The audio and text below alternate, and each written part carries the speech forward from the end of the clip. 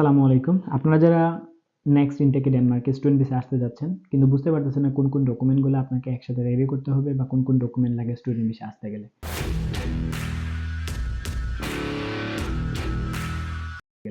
একটা জিনিস মাথায় রাখবেন, ডেনমার্কে আসতে গেলে কিন্তু প্রচুর পরিমাণে ডকুমেন্ট লাগে না। অল্প কিছু ডকুমেন্ট যদি আপনার রেডি থাকে বা আগে থেকে যদি রেডি করতে পারেন তাহলে খুব সহজেই আপনি স্টুডেন্ট ভিসায় ডেনমার্কে আসতে পারবেন খুবই অল্প খরচে। আমি আজকে এই ভিডিওর মধ্যে দিয়ে স্টেপ বাই স্টেপ বলে দিব কোন কোন ডকুমেন্ট লাগবে। সব শুরু থেকে শেষ পর্যন্ত সঙ্গেই থাকেন। আচ্ছা, প্রথমত আমি মাস্টার্সের অ্যাপ্লিকেশনের সিস্টেমটা বলছি। মাস্টার্সে যারা আমরা অ্যাপ্লাই করবো ডেনমার্কে স্টুডেন্ট ভিসায়, তাদের জন্য সর্বপ্রথম যে জিনিসটা লাগবে, যে ডকুমেন্টটা, সেটা হচ্ছে আইএলটিএস এর রেজাল্ট। আইএলটিএস আপনাকে অবলো 6.5 অবশ্যই পেতে হবে, নো ব্যান্ড লেস দেন 6। এই স্কোরটা যদি থাকে তাহলে কিন্তু আপনি মাস্টার্সের জন্য অ্যাপ্লাই করতে পারবেন যে কোনো ইউনিভার্সিটিতে। ওকে, আপনার যখন আইএলটিএস এর রেজাল্ট হয়ে যাবে তারপরে আপনি কি করবেন? অ্যাপ্লাই করবেন ইউনিভার্সিটিতে। ইউনিভার্সিটিতে যখন আপনারা অ্যাপ্লাই করবেন তখন যে ডকুমেন্টগুলো আপনার লাগবে, প্রথমত যেটা লাগবে সেটা হচ্ছে অল একাডেমিক ডকুমেন্টস। আপনার এসএসসি, এইচএসসি, অনার্সের সার্টিফিকেট অ্যান্ড ট্রান্সক্রিপ্ট সবগুলো লাগবে, স্ক্যান কপি।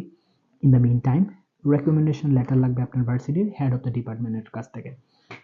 এরপরে যে এক্সট্রা যে জিনিসটা লাগে সেটা হচ্ছে 4 ইয়ার সিলেবাস অ্যাটাচ করা লাগে। মানে আপনি 4টা বছর বাংলাদেশে কোন ডিপার্টমেন্টে পড়াশোনা করেছিলেন আর কোন কোন সাবজেক্ট পড়াশোনা করেছিলেন, এটার ক্রেডিট কত, সবগুলো একসাথে করে 4 ইয়ার্স একটা সিলেবাস রেডি করা লাগে। দেন ওইটা আপনার হেড অফ দ্য ডিপার্টমেন্টের কাছ থেকে সাইন করে পিডিএফ আকারে রেডি করা লাগে। কারণ অনেক সময় ইউরোপিয়ান স্টাডি, যেটাকে আমাদের বাংলাদেশে যেটাকে বলা হয় ক্রেডিট, এখানে বলা হয় ইসিটিএস। কারণ অনেক সময় আপনার ক্রেডিটের সাথে যখন ইসিটিএস মিলবে না তখন কিন্তু ওরা আপনাকে অফার লেটার দিবে না। যার জন্য আপনাকে 4 ইয়ার যে সিলেবাসটা অ্যাপ্লিকেশনের সময় যখন আপনি অ্যাড করে দিবেন তখন ওদের একটু বুঝতে সহজ হয় যে আপনি কোন সাবজেক্ট পড়াশোনা করে আসতেছেন আর এর ব্যাকগ্রাউন্ডের প্রেক্ষিতে আপনাকে এই সাবজেক্টটা মাস্টার্সের জন্য দেয়া যাবে কি না। এটা অনেকটা ইম্পর্টেন্ট বা অনেকে এটা জানেনই না। সো এটার জন্য একটু খেয়াল রাখবেন। আগে থেকে আপনার সব মানে আপনার কোন ইয়ারে কোন সাবজেক্ট পড়েছেন, এটার ক্রেডিট কত, সবগুলো একটা সাজাইয়া দেন আপনি যদি এটা পিডিএফ রাখতে পারেন এটা আপনার জন্য ভালো হবে। আর সবার লাস্টে যেটা লাগে সেটা হচ্ছে এসওপি অথবা মোটিভেশন লেটার।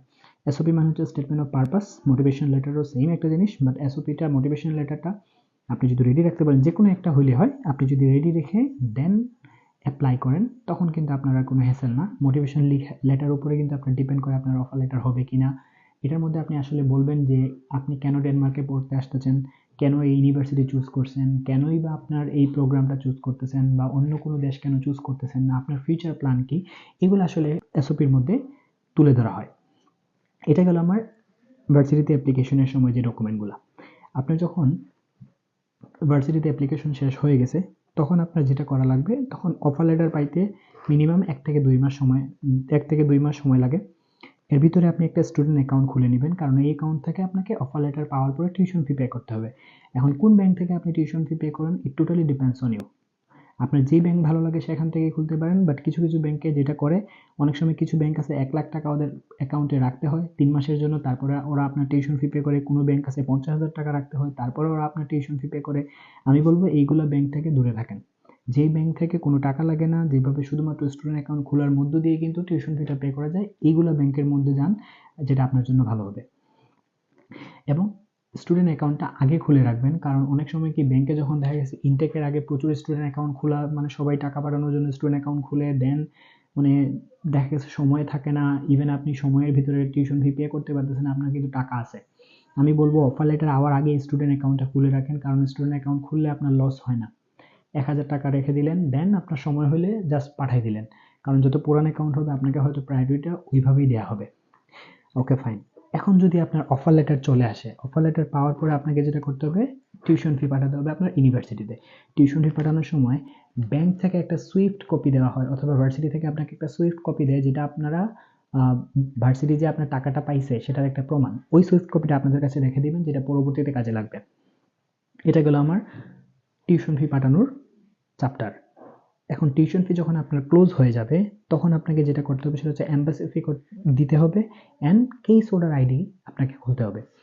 এখন এম্বাসি ফি আর কেস অর্ডার আইডি খোলার জন্য আপনার যেটা লাগবে, যে ডকুমেন্টটা লাগবে, সেটা হচ্ছে একটা ডুয়াল কারেন্সি কার্ড লাগবে। যারা বাংলাদেশ থেকে যদি মনে করেন আপনি টাকাটা পে করবেন, আপনাকে অবশ্যই ডুয়াল কারেন্সির কার্ডের মধ্য দিয়ে টাকা পে করতে হবে। তার জন্য যে ব্যাংকে ডুয়াল কারেন্সির কার্ড পাওয়া যায় আপনি ওই ব্যাংকে আরেকটা অ্যাকাউন্ট খুলে দেন ডুয়াল কারেন্সির কার্ড করে দিলে ওই আপনার নিজের কার্ড থেকে আপনি নিজে টাকাটা পে করতে পারবেন, কোনো সমস্যা নাই। কে কত টাকা নিলে অনেক সময় মনে হচ্ছে যে মনে হয় অন্য কাউকে দিয়ে প্রসেস করালে উনি মনে হয় একটু বেশি টাকা নিয়ে নেবেন, এটার ভয় আর আপনার থাকলো না।